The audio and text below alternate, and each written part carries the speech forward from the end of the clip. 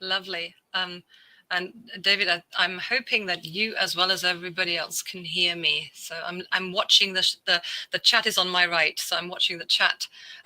There's somebody's trying to get my dog to come in. I might do that in a secchi. So I'm watching the chat. Good, watching the chat here, and I'm definitely going to ask you to interact with me, even though I can't see you, and I it'll be a little bit difficult to unmute you for now, but maybe we can do this at the end. But I've lined this up so that we'll actually interact over the chat, because mindfulness is something that has almost a misnomer. It's so much more about practice than talking and then intellectual, heady debates. It's more about actually being here and coming to our five senses. That's the topic that for me really summarizes the how-to or the action that is involved in mindfulness. So I'm going to go through my slides, but as I'm doing this, I'm going to ask you to interact with me and always raise your hand. Carmel's just given me a thumbs up. That's lovely. And talk to me whenever you want me to stop or interrupt or go a little bit differently, because this is supposed to be your Friday evening as well as mine. I'm delighted to be here and chew your ears off about mindfulness. Let me go in straight away, and I fully expect that you're going to interact with me. Okay, I hope we have a deal here. This is what we're going to cover. So I have 5 topics, and I'd like for you to especially think about what's practical about the stuff that I'm going to be talking about. I'll give you a little definition of what mindfulness is based on the latest management science in behavior change theories. And as David was saying, the third wave of behavioral therapies. I'm a very big fan of ACT, which is a very close cousin to the classic mindfulness research. I'll bring you 2 stress antidotes that I've distilled from the science on mindfulness as how I interpret it. One immediate derivation of what mindfulness can mean for stress reduction is it implies that we have to engage in regular mental exercise. We'll do this together. I'll give you a definition of resilience too, because I see a very strong link between mindfulness being the catalyst or the how-to or the thing that triggers resilience in a very nice functional way. Second stress antidote is regular mental breaks. And that sounds super simple and that sounds super easy. But for many of the people that I very much respect and love in my life, dedicated leaders, people who care about those that are in their care, that's quite a difficult instruction to follow. But we'll talk about this as well. And again, I'd like for you to take something practical away. In we go. There's a very big, nice saying in mindfulness, and it was actually coined by Nancy Kleiner, Time to Think, the author of the Time to Think book series. She always said, people don't arrive until they speak. So I've been talking already for a few minutes, but you haven't said anything and you can only chat with me right now. But can I just ask you to do the following for me? Can you check in with yourselves a little bit and write down in the chat function here, what would be a good outcome for you for this session? 1 or 2 words is enough. A short sentence is good. But I'd love for you to put into words what would be a good outcome. What would be a good, brilliant. People are starting to do this already. I might. Yeah. I'm reading these up. Learn something. I'll just read through what I see. Maintain attention to a task. Yeah. Less veering from crisis to another. Increasing knowledge, better understanding about the topic probably. Perhaps also about ourselves.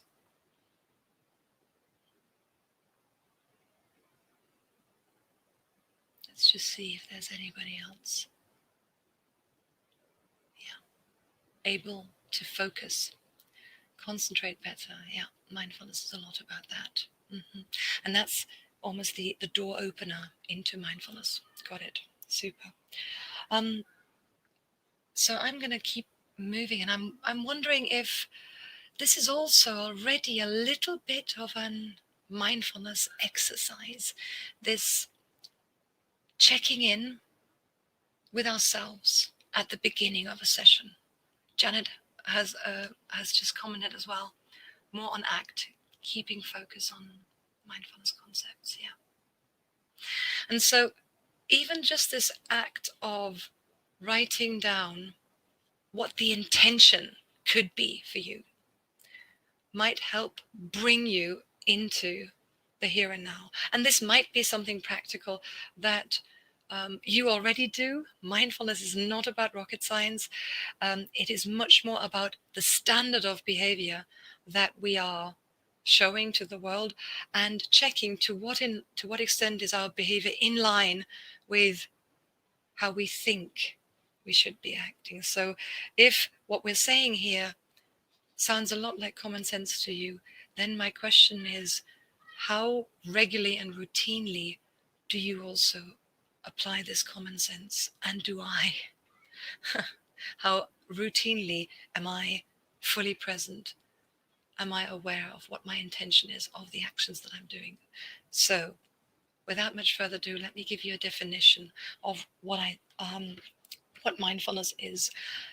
And if you, like myself, have come to the mindfulness science and literature and practice through meditation, then I'd like to say that that is one of many ways to become mindful. As mindful, effectively, as a state, is not the same as meditation and other activities that allow us to become mindful. So the definition that I'm using, based on Ravi Kudesia's work, I'm going to give you the academic reference for this in a second, is, in a nutshell, being open-minded. And that means I am here, and that means my mind is here as much as my body is here. I am open for new information, and I am flexible. That means if you tell me something, or if the situation or the data in front of me tells me something that might need me to shift or to change something, that then is the quality of mindfulness. And so a really good, sorry, I've used the wrong button here. A really good analogy or an image of that is to make a space between the stimulus, what's in front of you, and how you respond. So the act or the action of noticing what is going on for me in the face of what's in front of me is what mindfulness as an action is all about. And perhaps this is most easily explained because of what the purpose of this is. The purpose, if you see this at the bottom of this screen, is we practice mindfulness, or we cultivate our ability to notice or to make space and widen the gap between what's in front of us and how we respond, because it enables us to respond maybe more smartly, more wisely, more, I'm going to use the word strategically, but I mean that not in a cold-hearted business or management sense. I mean this in a sense of, in a way that brings long-term vitality to us and others. So that's what I mean by strategically, wisely, smartly. And that's quite hard. And perhaps this is a nice image to explain this. I was recently in an ACT workshop by Joe Oliver and Rich Bennett, and they told the story of the little dog left outside of the house. I'm not sure you know this story, but imagine that you have a dog at home that looks as cute as this dog here, and you, on a hot summer day, leave the dog outside as you leave the house in the garden.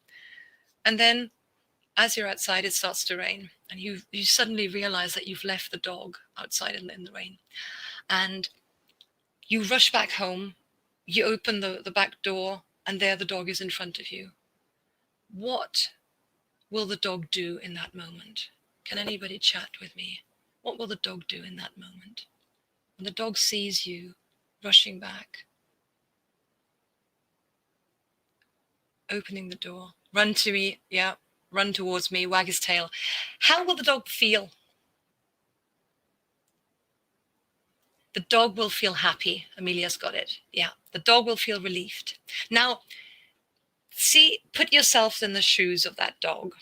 You are somebody who has just been stood up. Somebody else has done something that has harmed you in a way. Maybe they've done it inadvertently. Maybe they have not done it inadvertently.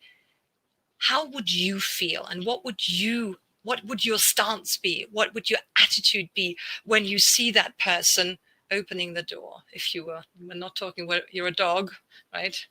But how do humans tend to respond in a situation like that? Vanessa's got it. Angry, annoyed, right? Right? So maybe fuming, that's right, and taking it personal. Absolutely, Amelia's got it, right? So we would take it personal.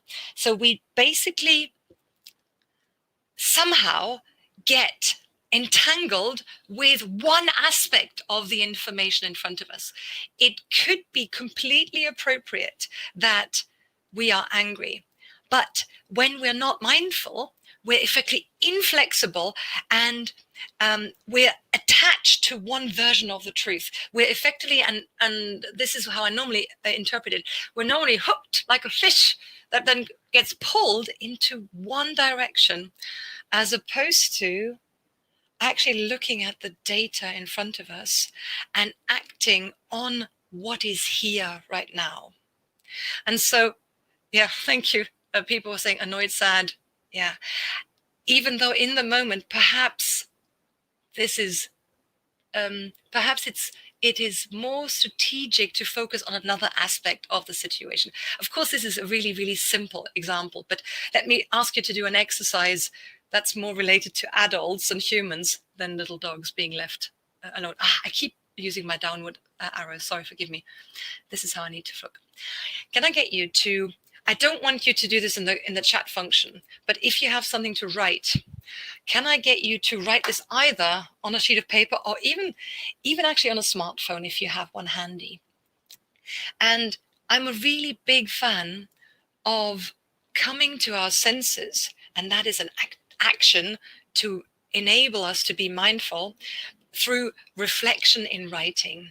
And I'll explain a little bit more about this. There's different ways to reflect on how we can become mindful. That means open, fully present to all the data, and a bit of flexibility. That means we have a bit of space, and we're not acting on impulse, on an urge, on maybe a short-term goal, such as me when my husband, for example, has done something that I think he shouldn't have done. I tend to act in a short-term, impulse-driven way, and I'm hooked by my need to get revenge or to get justice or dignity, rather than maybe on looking at the full picture. Does that make sense? Are you guys with me? Yeah, super, cool. Can I get you to write down a moment when you last were hooked by an unhelpful thought? Write down what were the facts in a sentence or two, and then write down how these facts made you feel. Nobody's watching. This is between you and you. I don't want to know anything about what you're writing. But this exercise is about applying the definition of mindfulness, which is about making a bit of space between any stimulus in your life, a situation where you might have got angry, sad, hooked, entangled with one version of reality and how you responded. So in mindfulness, just like in ACT, if you've had a session on ACT before, we're not that much interested in the truth, in whether something is right or wrong. We're more interested in the function of how our mind works. And therefore, we'd like to quite often look at what our mind is doing. What is the story that our mind is telling us? And so I'd like for you to, if you've written, facts, A did this to B, B did this to A. And as you write down how this made you feel, quite often that is already an act of giving you a little bit of space, giving you a little bit of distance between what's there, or maybe what in this case has been there. But the third thing that I'd like for you to think about is what if you are saying, if we're in the interest of making space, look over what you've written and then see if you can articulate what the best version of you could do next. Do that now.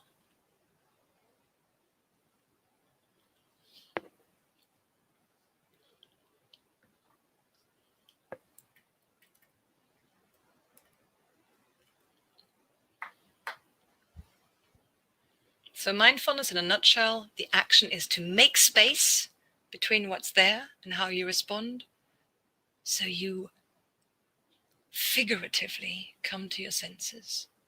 And now, can I ask you, can you see this at the bottom? What did you notice? In the comments, please. What do you notice about this process of simply writing down what happened and how it made us feel? And then maybe asking yourself what the version of you that is the smartest, the wisest, the kindest would do next. Yeah. Vanessa, if you're saying you're too impulsive, put me in there. I'm too impulsive. Why do you think I study mindfulness? The outcome is different. It's so hard to be objective in the moment. I think that's a really good point. So noticing is the key currency in mindfulness. And of course, it's true that it can put things into perspective, and it might be possible to do something differently. But the game that you're playing when you're applying mindfulness is to notice what your mind is doing and to create a little bit of space between you as the thinker of the thoughts and the thoughts that are constantly going on in your brain. And paradoxically, and I've said this on this slide, if you look over the content of the slide again, it sounds almost anticlimactic, but the act of making a bit of space often is sufficient to actually allow us to shift course towards a more desired, a more vital or valuable outcome. The problem with that, of course, is that if we don't practice this skill, it's very difficult to do it in the moment when we're stressed, especially when we're getting really triggered. And so, right, Vanessa's saying, sit with your thoughts for maybe, yes. And especially sitting with your thoughts with a little bit of distance and a bit of compassion. And so when I say I tend to be impulsive, I like to say that I notice that sometimes I am being impulsive. That is not me, that is what my mind is doing. And so I'm creating a little bit of space between me and my mind. So what we're doing here is, this is a quick explanation of why this works. There's Jamie Pennebaker's research, which is wildly successful, wildly popular and wildly well researched, says expressive writing is effectively a way to lower stress and to increase vitality and well-being, literally by putting thoughts onto paper as opposed to keeping them all in our mind and making a bit of space between us and our thoughts. So if you are not taking anything else away from this session, see if you could practice making a bit of space for yourself whilst reflecting on things where maybe a little bit more time, a little bit more space might have been useful. Let me keep on going. So what is happening and what we're doing typically in mindfulness research and practice is we are noticing, especially when we're stressed. And so I've got these images here in front of me. I'm just looking. Yeah, will the start? Yes, absolutely. We're recording this session, Kelvin. I'm right now explaining really what one of the big goals is in mindfulness. It is about noticing and almost tuning our radar of checking when perhaps we're getting hooked and we're moving away from reality, being here in the real moment, and then recalibrating our thoughts and our actions to be more appropriate to the situation at hand. Now, let's do a bit more practice of this. A more classical way to, and I'm about to do a more classical mindfulness exercise, but all of these classic or reflection-based or contemplation-based or even walking in the woods to come to our senses-based activities are mental exercise. And I'm giving you a bit of an image of a man with very gorgeous biceps in his arms. This stuff, practicing making space between the situation in front of us and our response, is not something that is rocket science, but the bad news about it, it is something that can only develop and become useful with regular practice. And that's why so many people who understand and who teach and who research and who practice mindfulness say practicing mindfulness is a very, very useful part of it. And so if you were to have a more long-term relationship with me and say to me, Jutta, I've tried this exercise, I've tried it even twice, I say, but it is in doing it regularly. It is a bit like physical exercise. And our society and our culture is still today in 2020 a little bit like my Hungarian grandma was when I, 40 odd years ago, told her that I was doing a lot of physical exercise. It used to be that people thought physical exercise was something that was a chore, that was not something that was part of our daily routine, such as brushing our teeth, for example.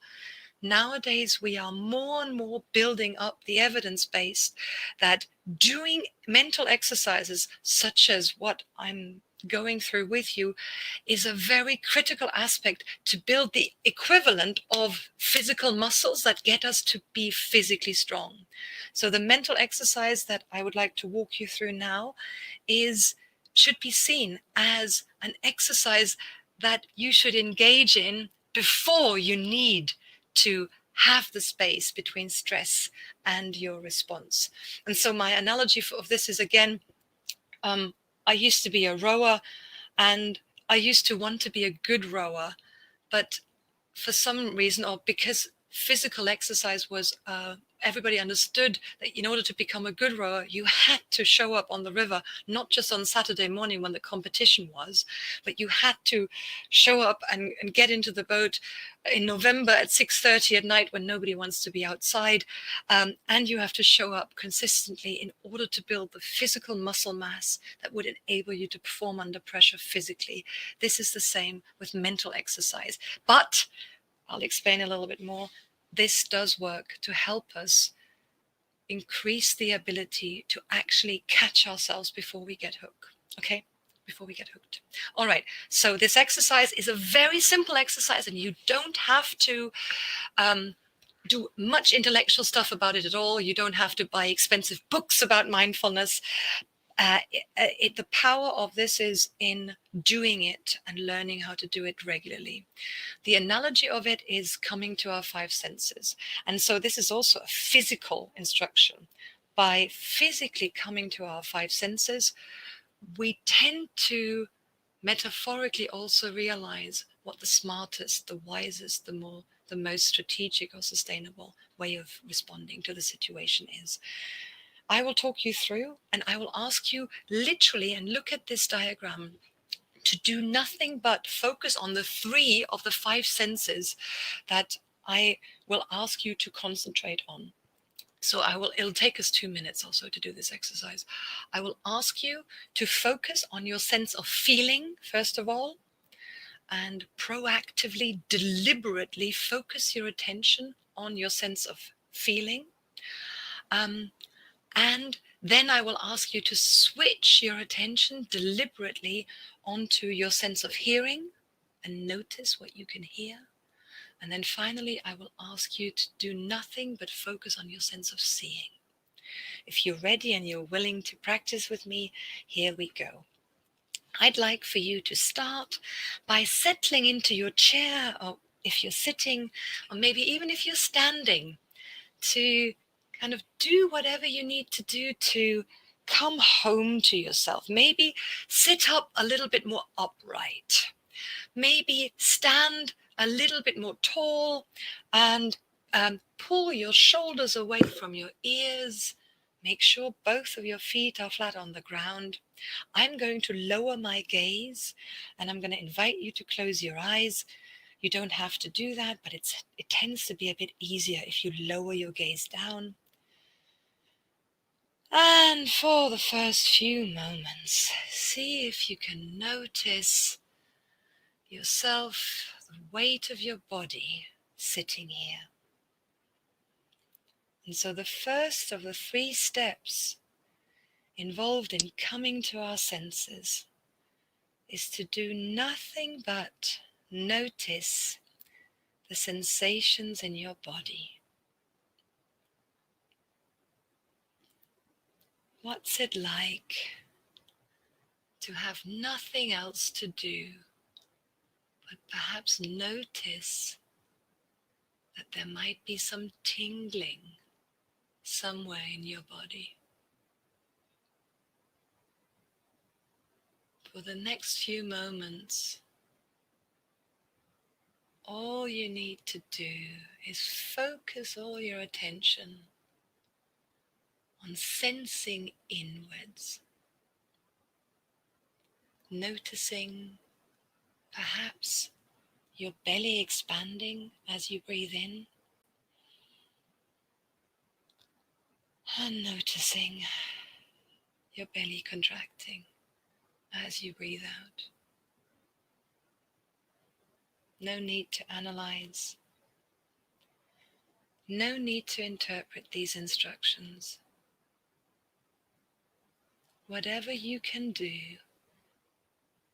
to concentrate on noticing what sensations are there in your body.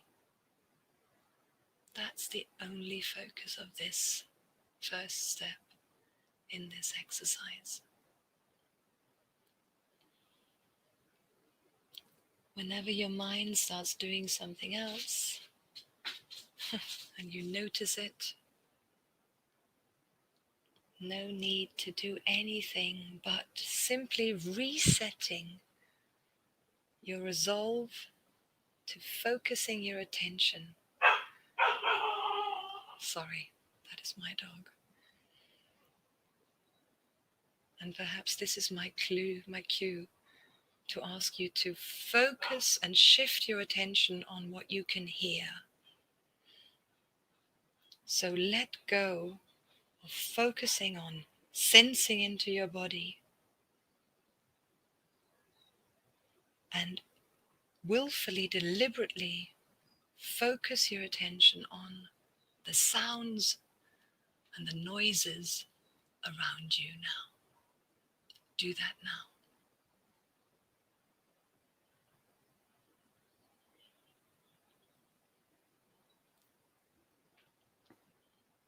Perhaps noticing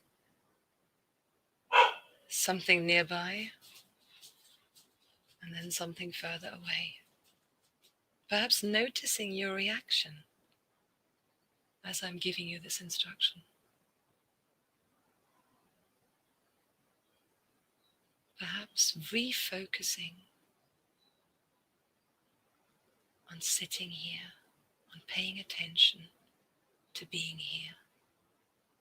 And finally, let me ask you to shift your attention on a third of your five senses, your sense of seeing. If you had your eyes closed, can I get you to look up and look around and see if you can notice three things you hadn't seen before? Perhaps a color, a shape, or a pattern, whilst I close my door for my dog. Forgive me, I'm going to be back in 1 second.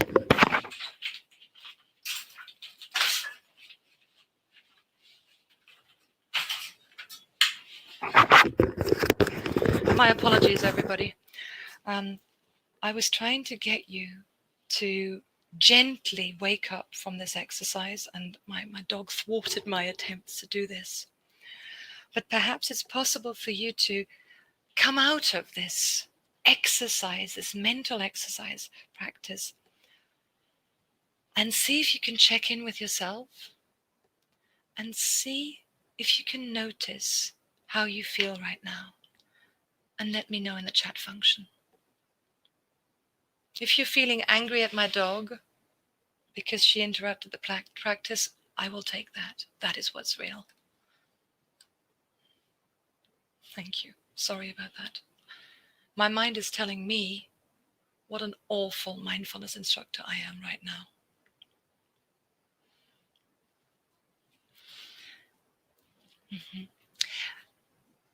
But thank you very much. Thank you very much. There is something about being grounded, right? And so what is it that you noticed?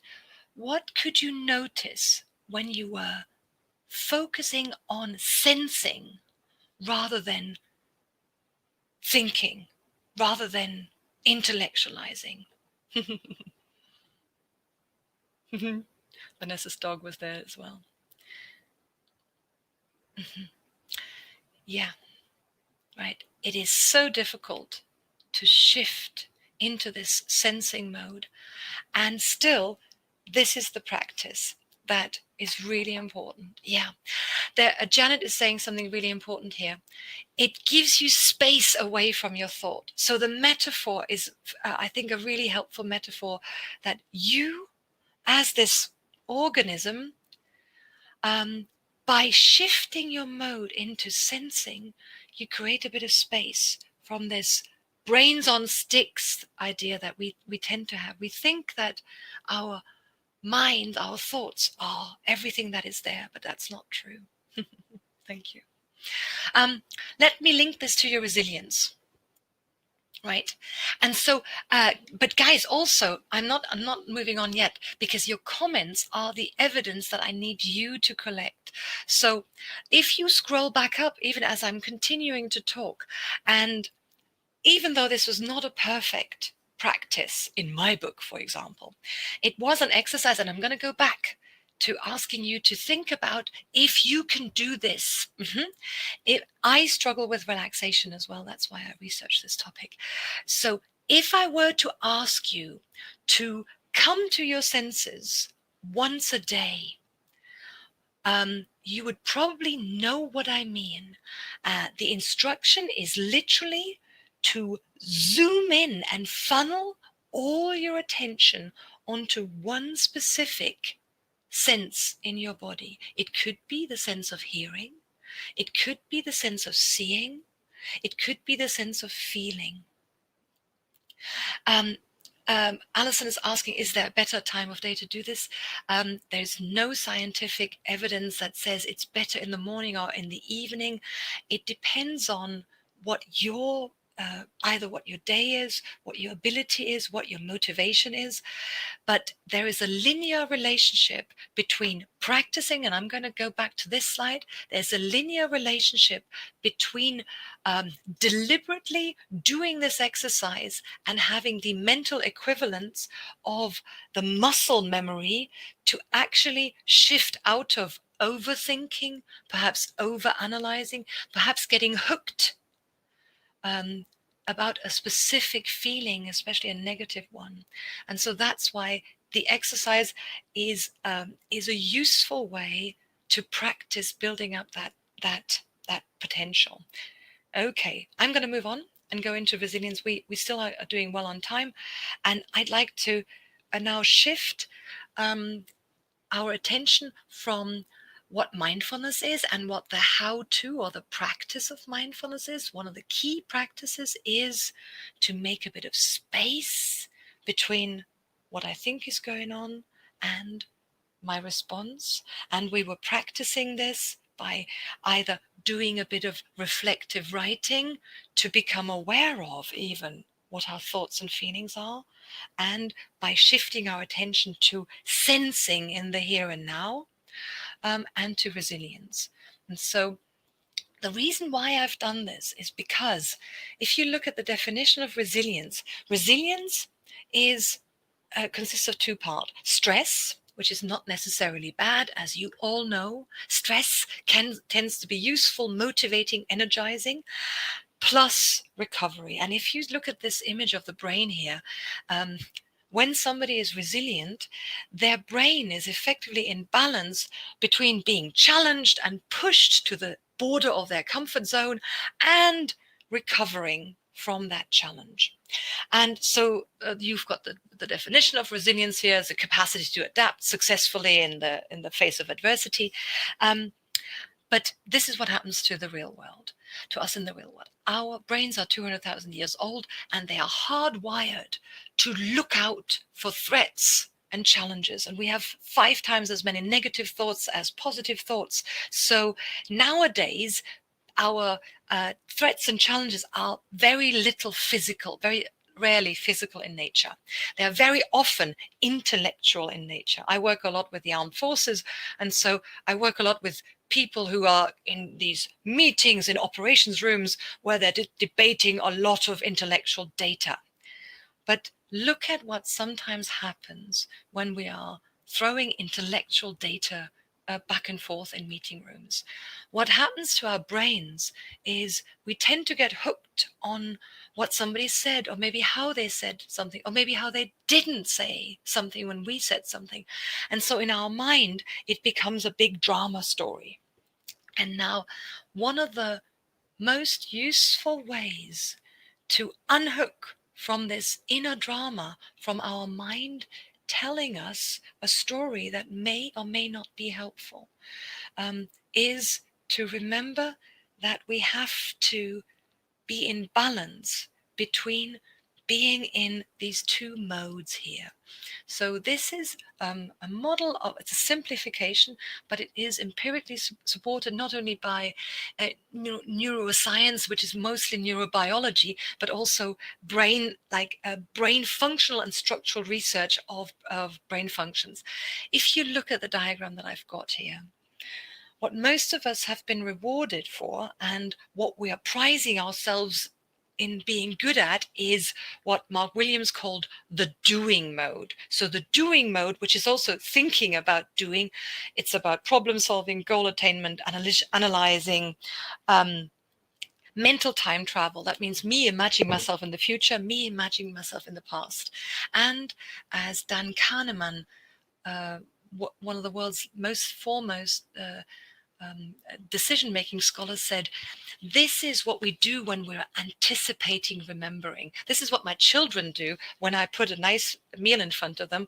They basically take a photo of the meal and send it on to wherever they're sending this onto now, rather than enjoying the meal and actually smelling and tasting the food. And so Kahneman is saying one of the biggest problems in decision making is that when we're in the moment, we are actually partially already anticipating remembering. So if I'm not careful, in this moment right now, I am giving you this webinar presentation, but my mind could be my best friend, but my mind could also be my biggest enemy by telling me, Jutta, how are you doing here? Are you going to be proud of your performance in this webinar, or are you going to be disappointed in yourself? So my brain could take me away from paying attention to what you are, how you're responding, and how you're reacting to me. Now, what's the other big mode of being that is going on in the brain? And it is what Mark William coined the being mode. This is the mode of being where we don't have an immediate goal in front of us, where we're not really focused on getting somewhere different, but where we're specifically focused on what, how, who is in the present. And this is when other people look at us, when they see that we are actually present, when we are embodied, when we're authentic. And this is also the mode that everybody smells it or gets it when we're actually present, connected with other people.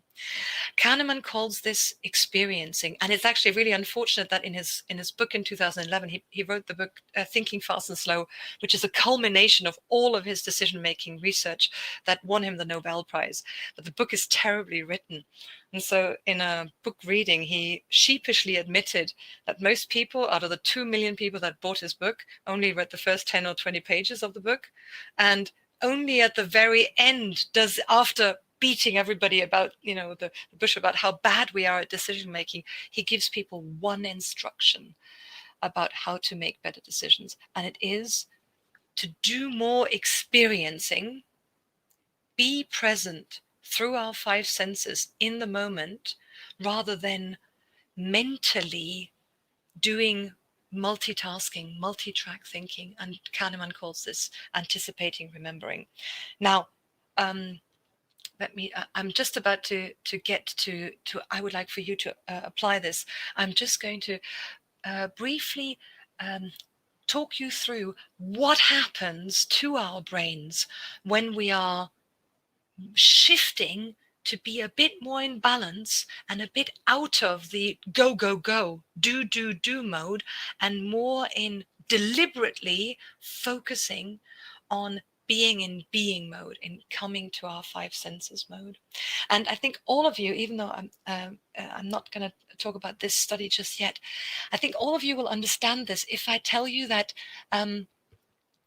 whenever we are struggling with a big problem at work, in our family, and when we are removing ourselves from the meeting room, or nowadays the Zoom meeting room, maybe taking a break, maybe going on a holiday, and on day 2 or day 3 of the holiday, the solution comes to us for something that we've been bashing our heads against the wall in meetings with people beforehand.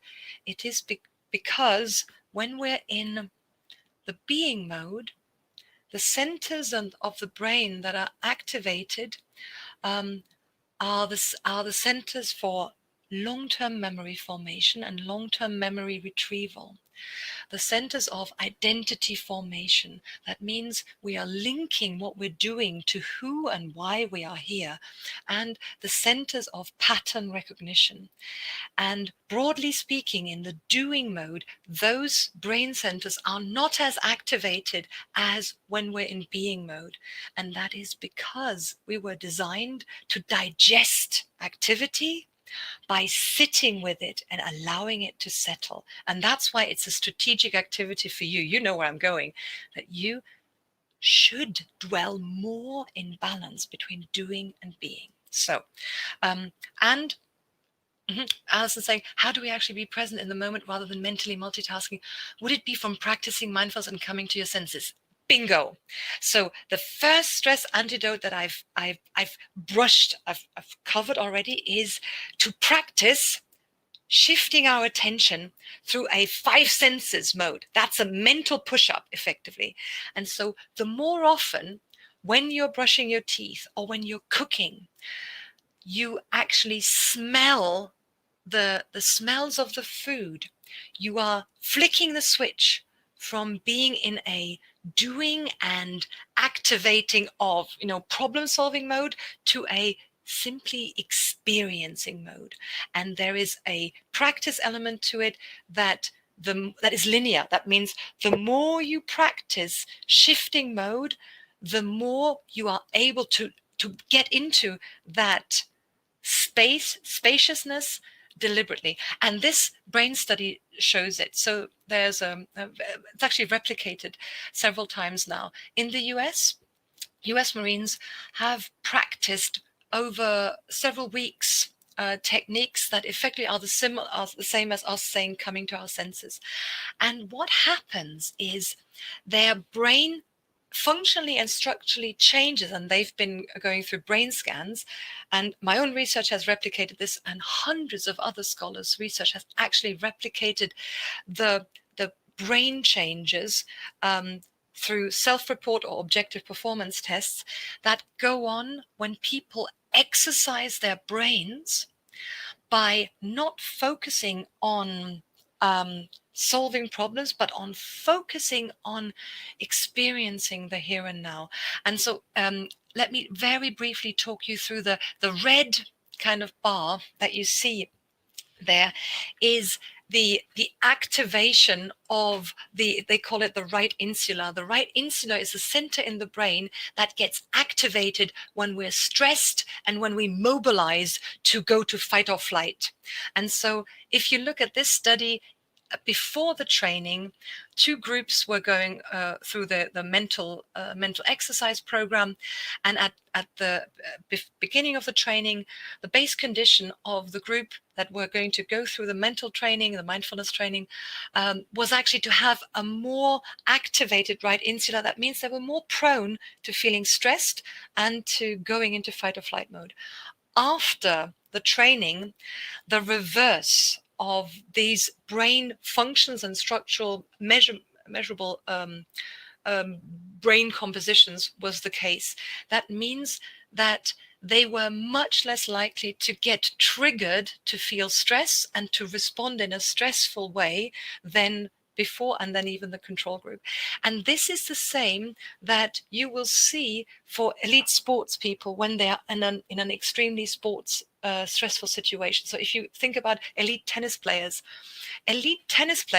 when they're really performing well, seem to have more time in taking their stroke than normal people who get stressed by all that sensory input that comes their way. And it's because elite sports people have practiced processing sensory information very deliberately and very consciously. And that has a dampening down effect on the mobilizing, on the fight or flight response in the brain. And it is effectively an analogy, but it's also true for us. If we were as cool as a cucumber when we are mentally stressed as an elite sports person is when they're under physical challenge, then our performance and our ability to respond smartly based on the data in the situation, rather than on us being hooked by a thought that might or might not be very helpful. That is what's going on. Does that make sense? Yeah, cool. Okay, what does this mean for you? So now, I would like for you to give me answers, not even to me actually. I'd like for you, we're now going into the second part of this. So I'd like for you to literally just use a biro and give yourself a tick for each of the 5 questions that I'm going to ask you now, if you can say yes as an answer to those questions. Right. So, and I'm literally asking you, where are you in terms of balance between doing and being, and I've asked you these, I've created these questions to kind of say, what does this mean concretely for people? Firstly, okay, do you regularly disconnect from electronics in the evenings so you're genuinely offline? Give yourself a tick if you say yes. You don't need to do this in the chat. Do this for yourself. I'm going to ask you to comment on it in a second. Second, can you honestly say that you regularly notice that you're fully present when you're with your loved ones? And this is, for example, if you have small children, that you fully notice that they are with you. If you have teenagers, they're the ones that you have to nudge. Sometimes small children nudge us that we're not fully present. Teenagers, in my case, I have to nudge them. Number 3, do you daily engage in interests that noticeably re-energize you? And those are not professional podcasts that you to listen to. They are not yoga exercises or mindfulness exercises when you hate the guts of the yoga or the mindfulness instructors. Those are things that you do for yourself to be, to recover, to be in balance. Do you still do this? Do you connect in a meaningful way with people around you that you care on a daily basis? Social connection is such a good way of getting back into balance. And finally, do you get enough sleep? Okay, so those are the 5 questions that I've got.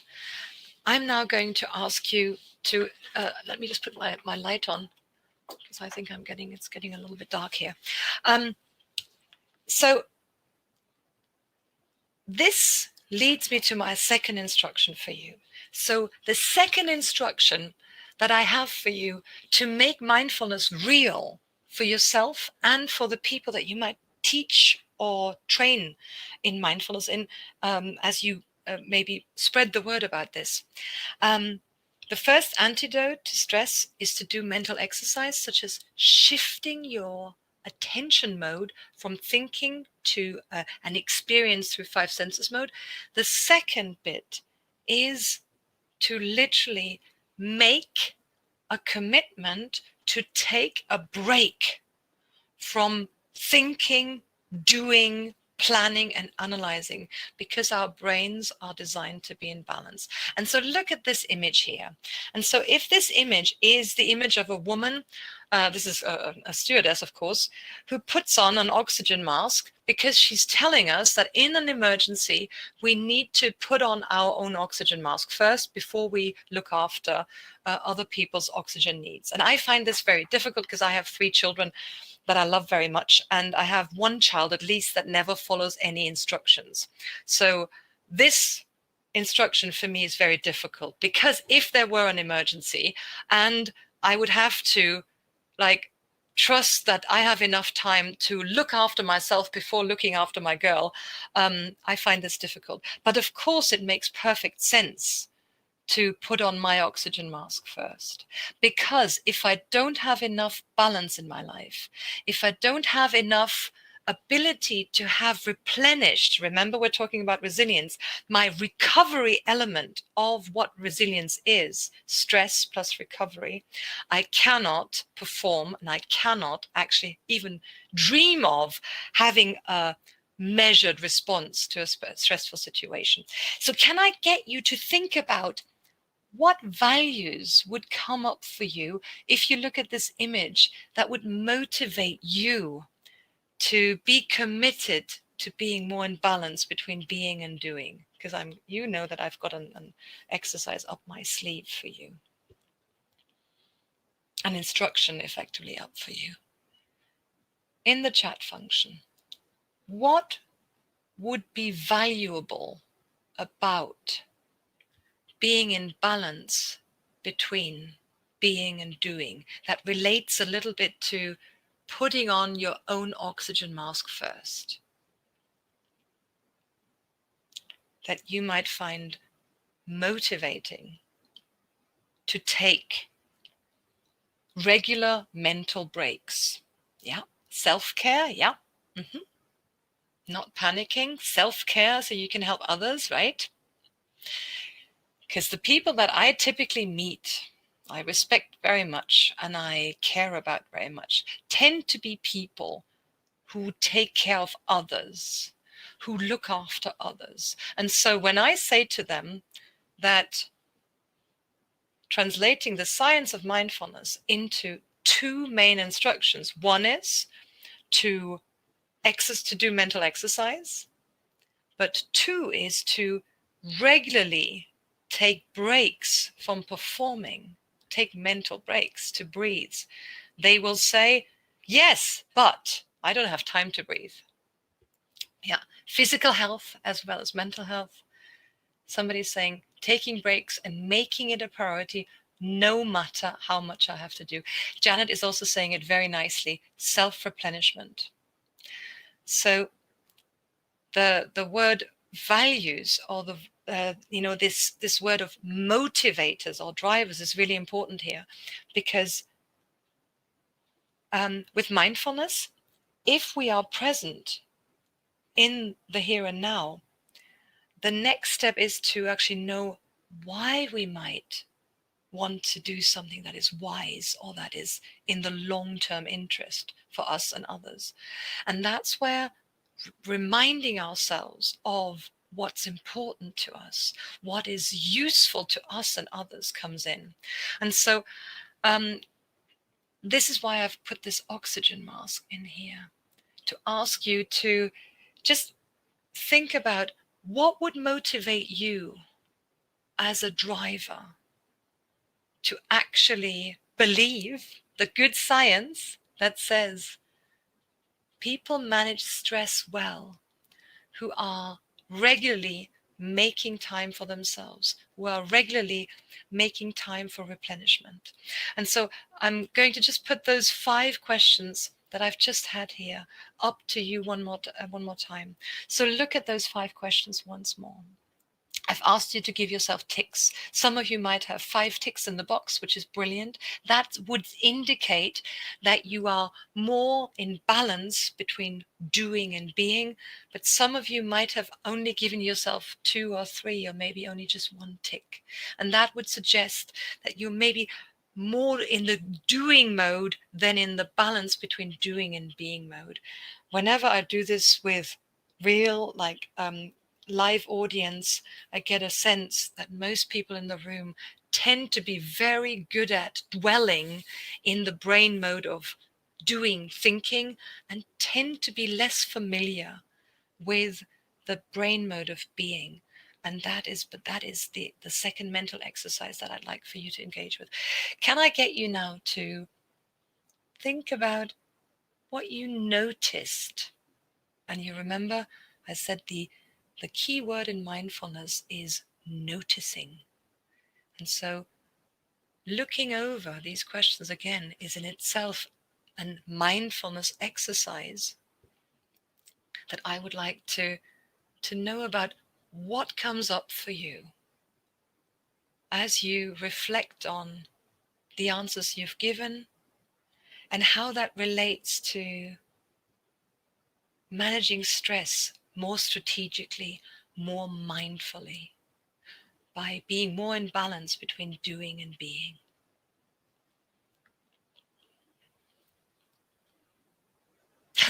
Somebody says they had all crosses rather than ticks. Yep. You know what? In mindfulness, you cannot lose. And I'm not being a Pollyanna. I'm not saying we are replacing, radio doom and gloom, or we're replacing negative thinking with positive thinking. But by noticing that something is real, we are already creating a bit of space. So noticing gives us choice. Noticing gives us an option to go, okay. So even if you notice something negative, perhaps that's more valuable than noticing something positive, because if something positive is the case, then you might not need to change anything. I'm not looking after myself properly. You're not the only one, right? I had 1 tick, me too, and all those things take time. Yeah. Many of us are on a stimulus reaction mode. So now the most important question I'd like for you to think about, and you don't have to put this in the comment because we're up to the hour as well.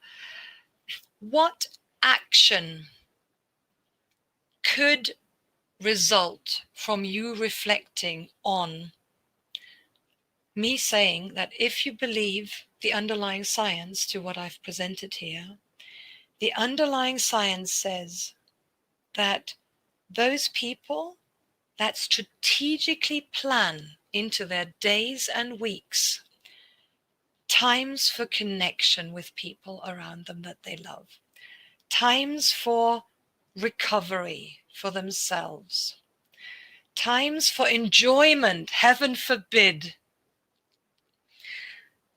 And what action could you move towards? Write this down for yourself.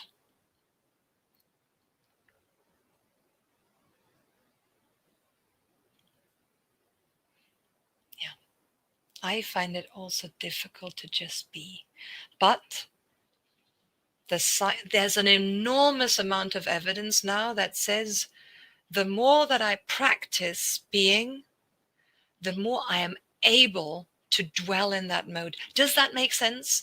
Is it possible to believe that physical muscle development is similar as mental agility and mental muscle development? If you believe that, then perhaps you might make a resolution to move a little bit more towards feeling more comfortable to just be. Yeah. So this is what I've covered. So what I've done, very simply, I've said mindfulness is open-mindedness, but that's really nice to say. Like, it's really easy to say.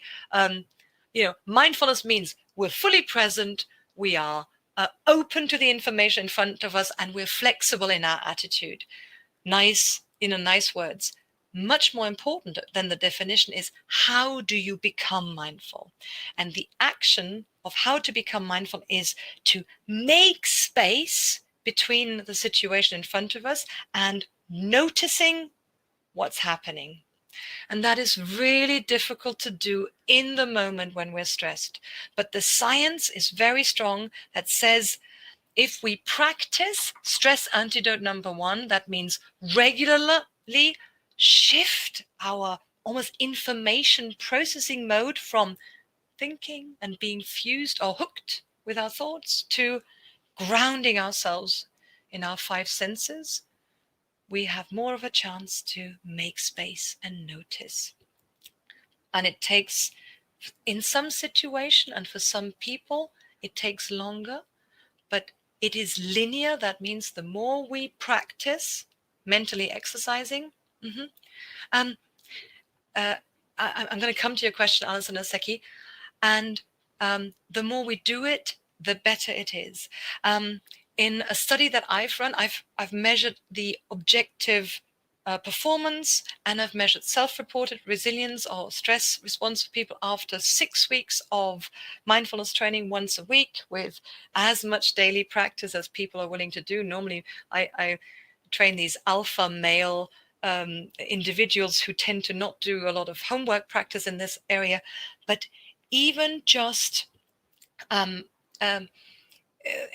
my study of 6 weeks, people performed more calmly in a stressful performance situation.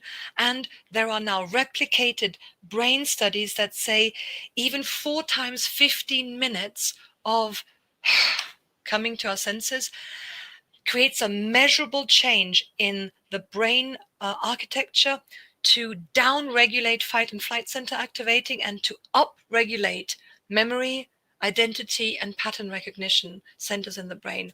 But of course, it is like physical muscle training. That means if that training isn't kept up, it's like muscle atrophy.